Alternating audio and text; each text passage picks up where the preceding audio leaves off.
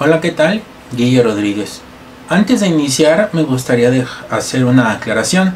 Seguramente tú te preguntarás por qué no he colocado imágenes mientras voy grabando los videos. Bueno, la respuesta es muy sencilla, tiene que ver con los derechos de autor. Es complicado en los repositorios encontrar imágenes que vayan muy afines al tema que investigo. Digo, si solamente se trata de poner imagen de la litografía de un personaje, bueno, no hay tanta complejidad. El problema es, repito, algunas imágenes que tienen que ver con batallas o con algún acontecimiento en particular donde quizá exista la imagen o una representación, pero no están liberados o el uso es muy restringido, por esa razón. ¿Ok? Pero bueno, vamos a continuar. El día de hoy voy a hablar sobre la llamada guerra entre México y Estados Unidos entre 1846 y 1848, que fue una guerra para México, fue un trago amargo, puesto que representó la pérdida de más de la mitad de nuestro territorio. Originalmente, la idea que tenía el presidente norteamericano James Polk era ajustar la frontera entre México y Texas, puesto que Texas, después de ser un país independiente entre 1836 y hasta 1845, en ese año pasa a formar parte de los Estados Unidos. Entonces Polk tenía el interés de ajustar la frontera y que no fuera el Nueces, sino que fuera el río Bravo. Recuerda que los norteamericanos, el famoso Destino Manifiesto, plantea que sus fronteras tienen que ser naturales. Por ella razón, repito, el interés de Polk por modificar la frontera. Bueno, entonces a raíz de esto, pues, evidentemente México va a perder más de la mitad de nuestro territorio y que se va a ver reflejado con los tratados Guadalupe Hidalgo, pero voy para allá. Recordar que en 1844 Antonio López de Santa Anna, tras un conflicto que tenía con el Congreso, que en su gran mayoría era federalista, y Mariano Paredes y Arrillaga, Antonio López Santa Anna es desaforado por el Congreso, previniendo el Congreso de que pudiera disolverlo, como lo había hecho con unos años atrás. Entonces, al ser desaforado Santa Anna, se va por primera vez al exilio a Cuba. En su lugar, la presidencia queda en manos de José Joaquín Herrera. José Joaquín Herrera contó con el respaldo de Mariano Paredes, pero al poco tiempo veremos cómo Mariano Paredes juega sus propias cartas. Aunque él en teoría decía ser un defensor del federalismo, realmente lo que buscaba era plantear o restablecer en México la monarquía. Entonces, vamos allá. Resulta que José Joaquín Herrera, que asume la presidencia a finales del 44 para 1845, con la incorporación de Texas hacia los Estados Unidos, él es uno de los pocos políticos mexicanos que se percata del gran problema que representa una amenaza de guerra con los Estados Unidos. Recordar que Gran Bretaña había sugerido a México reconocer a Texas como nación independiente. Recordar también que muchos mexicanos tenían en el imaginario reconquistar Texas en algún momento, cosa que no se va a dar.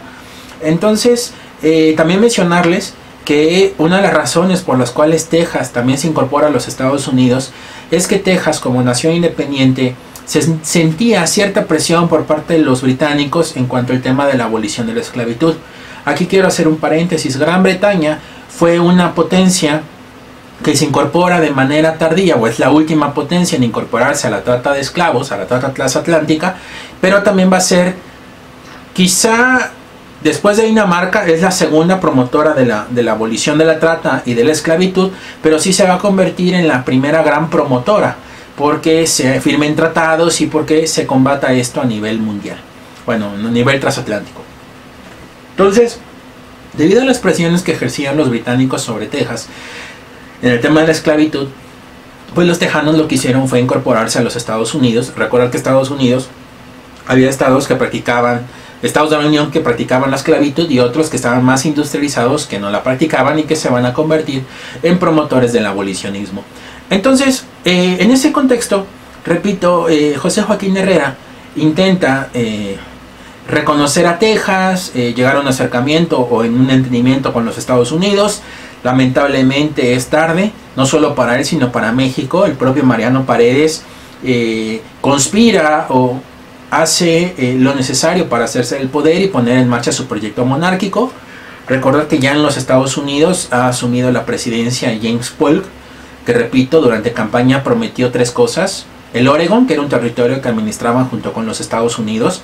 El tema de la frontera con México, es decir, cambiar del río Nueces al río Bravo. Y también apropiarse de Cuba. En el sentido del Oregon, bueno, repito, estaba administrado con los norteamericanos. En el caso de Cuba, Cuba en el siglo XIX fue un territorio, una antilla, la antilla más grande, la más importante, pero también, no solo geográficamente, sino también en el ámbito económico, por el desarrollo de la caña de azúcar, así como también por la esclavitud. Cuba se convirtió en la fuente de ingresos más importante de España, y recordar que para el siglo XIX, así como yo he mencionado que Guerrero en algún momento declara abolida la esclavitud y esto provocó un problema en Texas y por eso la libertad de vientre, España también se va a sumar a estas presiones comandadas por los británicos de abolir la trata y también la esclavitud. Si bien es cierto, Cuba declara abolida la esclavitud hasta 1886, el gran problema que tenían los cubanos era: ¿qué pasa si España se suma a un tratado de abolición de la trata? Es decir, el comercio, ¿cómo nos vamos a abastecer? Entonces ellos, también algunos hacendados cubanos, productores de caña de azúcar, como Narciso López, que va a ser uno de los promotores o uno de los primeros a favor de la independencia de Cuba, inclusive pasó a la historia por aportar la bandera de Cuba, buscaban el apoyo norteamericano. O sea, vincular a Cuba con el sur de los Estados Unidos para que la esclavitud se siguiera practicando. Entonces, por esa tónica, repito, la importancia de incorporar Cuba. Y en el caso, repito, de México con Estados Unidos era el tema de la frontera. Cambiar del río Nueces al río Bravo. Entonces, por esa razón, Paul, una vez que llega al poder, pues pone en marcha sus proyectos. Si bien con Cuba no se va a dar, inclusive la participación de Estados Unidos en el conflicto que tenga Cuba junto con España en 1898 va a ser determinante, porque los norteamericanos derrotan a España y les dan de manera simbólica la independencia a los cubanos. ¿Y por qué digo simbólica? Porque si bien hay elecciones y demás, en la Constitución, la primera Constitución que tiene Cuba como nación independiente, se contempla en la enmienda Platt, pero eso es nada más un complemento. Entonces, cuando Paul llega, repito, Cuba no lo consigue. El Oregon, donde él pensaba que podía haber una guerra, no se dio. Inclusive los británicos cedieron ante las peticiones norteamericanas. Por cierto, hablando de ¿quién ladra? Salúdalos, Evita. Salúdalos. Pero bueno, entonces, repito, con el Oregon los británicos ceden en gran medida debido a que ya tenían la India, la joya de la corona era mucho más importante en la India, así que, repito, dejan el Oregon a los norteamericanos y entonces se evitó la guerra. Y en donde pensó definitivamente que no iba a haber guerra, sí lo va a haber, que fue con México. Polk manda al general Zachary Taylor a adentrarse al territorio mexicano y construir un puesto de avanzada y con la indicación de esperar a ser repelidos. Obviamente el general Pedro Ampudia, al percatarse de la presencia de estos invasores que están violando la soberanía nacional, ataca, hay derramamiento de sangre, Taylor informa que han iniciado las hostilidades y a partir de este momento Polk tiene el pretexto para que el Congreso acepte o autorice el inicio de la guerra con los mexicanos. La versión fue diferente, diciendo que las tropas mexicanas se habían adentrado al territorio norteamericano y habían derramado sangre norteamericana, cosa que no era cierto. O sea, en el sentido de que quienes habían invadido eran los norteamericanos y pues obviamente los mexicanos replegaron a estos invasores. Entonces, con esto ya tenía el pretexto Polk para iniciar el conflicto con México. Pero ojo, él, repito, fue muy pausado en el sentido de que necesitaba que Antonio López de Santa Anna pudiera regresar a México y llegar a un acuerdo. Esa era la idea que tenía Polk. Y algunos otros mexicanos que no compartían la idea de Paredes, porque Paredes, en lugar de cerrar filas y enfrentarse a la amenaza extranjera, siguió combatiendo sus ideales, por tratar de imponer sus ideales monarquistas sobre los federalistas. Entonces, esto también es importante porque cuando llega Santa Anna, el hecho de qué casualidad que Santa Anna llegó, ¿no? Es decir, qué casualidad que el puerto de Veracruz, que estaba bloqueado, permitieron que el barco de Santa Anna llegara y desembarcara. Entonces también eso genera suspicacia en algunos políticos que durante la guerra le nieguen el apoyo a Santa Anna. Digo, es entendible, ¿no? Es decir, estas suspicacias que se generan. Pero a fin de cuentas, Santa Anna, que estaba en Cuba, es contactado tanto por el gobierno de Paul como por algunos mexicanos para convencerlo de que regrese a México y se haga cargo de la defensa, ¿no? O de la lucha contra los norteamericanos. Repito, podemos criticar a Santa Anna de las formas, quizá con Texas, ¿no? De que priorizó su vida al territorio, no lo sé. Pero tampoco podemos irnos hasta el extremo de lo que nos ha dicho la historia oficial, o al menos yo recuerdo cuando me formé en la primaria y en la secundaria, como me contaban la historia oficial de buenos y de malos. Lo que sí, repito, podemos decir es que Santa Anna era el primer antinorteamericano dentro de los militares. Así que Santa Anna regresa de Cuba, llega a México junto con Valentín Gómez Farías, porque esa fue su condición, ¿no? Es decir, yo me hago cargo del ejército, pero que Valentín Gómez Farías se haga cargo del gobierno. Es decir, Valentín Gómez Farías tendría como objetivo obtener recursos para financiar el ejército de Santa Anna. Santa Anna organiza un ejército.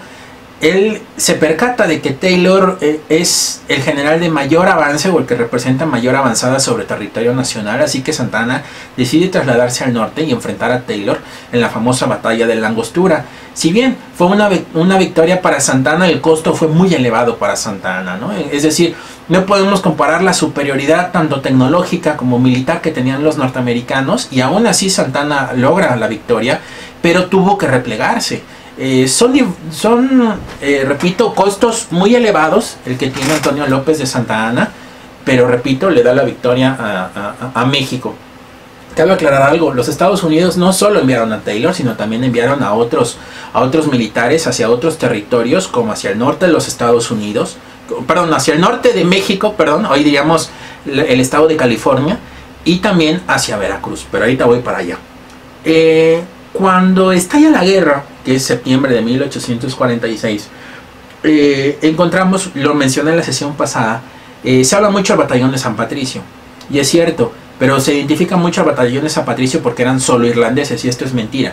Es decir, habían extranjeros, europeos, católicos, la mayoría eran irlandeses, pero no todos, que pues formaban parte del ejército norteamericano. Y entender, o sea, es la época cuando Estados Unidos se están expandiendo, y hay en ese sentido un ofrecimiento de los Estados Unidos para atraer contingentes migratorios, y lo que hacen muchos europeos que abandonan Europa porque son pobres, lo que hacen es que sus hijos se incorporen al ejército, van a recibir una paga que les va a ayudar a las familias, y estos hijos poco a poco obtendrán algún beneficio o alguna recompensa por sus servicios a la nación. Entonces muchos de estos europeos católicos se incorporan a las filas norteamericanas, pero en el día a día, en el convivir, se dan cuenta de que existen tratos completamente diferentes entre los mandos que son protestantes contra los que son católicos. Obviamente, desde asistir a misa comienzan a haber problemas. Cuando inicia el conflicto y estos personajes que estaban en el ejército norteamericano, que formarán el batallón de San Patricio, se dan cuenta que es mentira todo lo que les han dicho de que los mexicanos son malos, y ellos comienzan a tener mayor identidad por México, deciden desertar del ejército norteamericano y formar una unidad, el batallón de San Patricio, que defienda y que ayude a los mexicanos frente a los norteamericanos. Es el famoso batallón de San Patricio. Bueno, entonces yo les decía que son diferentes frentes que son enviados diferentes frentes en donde las tropas norteamericanas hacen acto de presencia. Yo les mencionaba a Taylor, pero es uno de varios. Pero también en el norte de México, de manera particular en la zona de California, los norteamericanos llegan supuestamente a liberar estos territorios, pero en lugar de encontrar rechazo de la población, hay cierta simpatía y respaldo de un grupo que formaba parte de la llamada República del Oso. Si ustedes logran ver una bandera de California, se van a dar cuenta que el oso está en la bandera de California, y tiene que ver con esta situación, la República del Oso. Pero así como también era Taylor y también lo que estaba pasando en el norte de México, en estos territorios que se van a perder, también va a haber presencia norteamericana en Veracruz, sobre todo por parte de Winfield Scott. En este punto me gustaría dejar algo claro, es que el gobierno, Antonio López Santa Anna en lugar de prepararse para enfrentar otros frentes de batalla, tiene que replegarse a la Ciudad de México, porque mientras Valentín Gómez Farías se está haciendo cargo del poder, hay un grupo de personas que conspiran o están en contra del gobierno de Valentín Gómez Farías, lo que va a detonar una guerra civil. Estos personajes serán identificados como los polcos. Hay dos versiones. Yo, por ejemplo, la primera la recuerdo muy bien cuando estudiaba la primaria y la secundaria, que decían de los polcos haciendo referencia a que tomaban su nombre del apellido del presidente norteamericano James Polk. Pero realmente en los últimos años se ha replanteado mucho la versión del término polcos, y al menos esta segunda versión me suena un poco, pues no digo descabellada, pero tampoco la descartaría, haciendo referencia a que les pusieron polcos por el gusto que tenían estos personajes por el baile de la polca. Pero en fin, esto son minucias. Lo que sí les quiero decir es que el tiempo que le toma a Antonio López de Santa Anna retomar el control de la Ciudad de México y garantizar a Valentín Gómez Farías en el poder, pues es un tiempo importante para el conflicto con los Estados Unidos. Winfield Scott, que fue enviado hacia el puerto de Veracruz, desembarca, y por obvias razones la distancia que hay entre el puerto de Veracruz y la Ciudad de México, digamos, retomando un poco lo que fue la ruta de Hernán Cortés hacia el siglo XVI, por ejemplo, pues podía replicarse con Winfield Scott. Por eso es que Santa Anna intenta avanzar rumbo a donde se encuentra Scott. La situación ya no le favorece nada a Santa Anna. Santa Anna inclusive renuncia a la presidencia. Estamos hablando de 1847. En Puebla el Congreso no le acepta la renuncia. Inclusive el Congreso le avisa: no te aceptamos la renuncia, nos vamos a disolver como Congreso, no vamos a funcionar como Congreso, pero antes de disolvernos te queremos mencionar de que tú no tienes ningún tipo de facultad para negociar algún tratado con el enemigo. O sea, previniendo lo que había sucedido en 1836 con la pérdida de Texas. Entonces, Santa Anna intentó ganar tiempo, llegar a un acuerdo de una paz, relativamente una amnistía. No, amnistía, un cese al fuego, más bien, un cese al fuego. Mientras él, lo único que le quedaba era preparar la Ciudad de México, defender la Ciudad de México, que era lo único que quedaba. Entonces, cuando él prepara la Ciudad de México, deja un sitio, pues era lógico, ¿no? Dada la inferioridad, la desventaja que tenía, pues no considera que los norteamericanos puedan llegar por la zona del Pedregal, y por ahí llegaron. Pero independientemente, el plan que tenía Santa Anna era utilizar las fortificaciones, y en estas fortificaciones dejar, digamos, a los combatientes con menos experiencia. De ahí que, por ejemplo, el castillo de Chapultepec también sirviera como una fortaleza o como un punto de defensa. Y es que el castillo de Chapultepec en aquella época era la sede del colegio militar. Y cuando decimos niños héroes, aguas, porque realmente eran cadetes del colegio militar. Y el término o la leyenda de los niños héroes surge un siglo después, en 1946. 46, ¿no? O sea, después, 100 años después de la guerra, cuando obviamente México era gobernado por Miguel Alemán, veracruzano, que en una ceremonia, me parece que fue en septiembre del 47, hizo una ceremonia, colocaron una ofrenda floral, y obviamente en ese momento llegó Harry Truman, el presidente norteamericano. Pues es como el presidente del país que 100 años atrás te quitó, ¿no?, más de la mitad del territorio. Él participó también en el evento. Obviamente se dieron críticas. Misteriosamente desapareció el arreglo floral o la ofrenda que dejó Truman, y aprovechando que había algunas obras en el castillo o cerca del castillo, descubrieron unas osamentas, y por decreto presidencial Miguel Alemán dijo: son los niños héroes.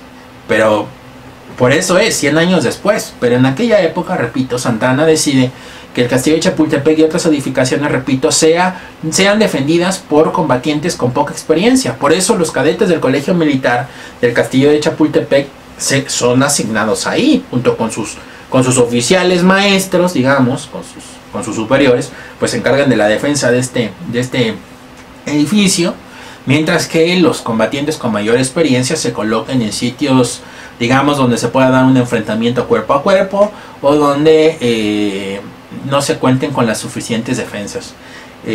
Diversas batallas, Molino de Rey, Churubusco, Chapultepec, en fin, fueron al final derrotas para Antonio López de Santa Anna, y pues Santa Anna va a tener que irse. O sea, Santa Anna se va por segunda vez exiliado, ahora se va a Colombia. Y lo interesante es que todavía existían algunos miembros, bueno, algunos personajes que habían seguido a Santa Anna y que ahora, al ya no tener a Santa Anna, optaron por mantener una guerra de guerrillas, es decir, luchar contra el invasor a través de una guerra de guerrillas, pero obviamente ya sin mucho éxito.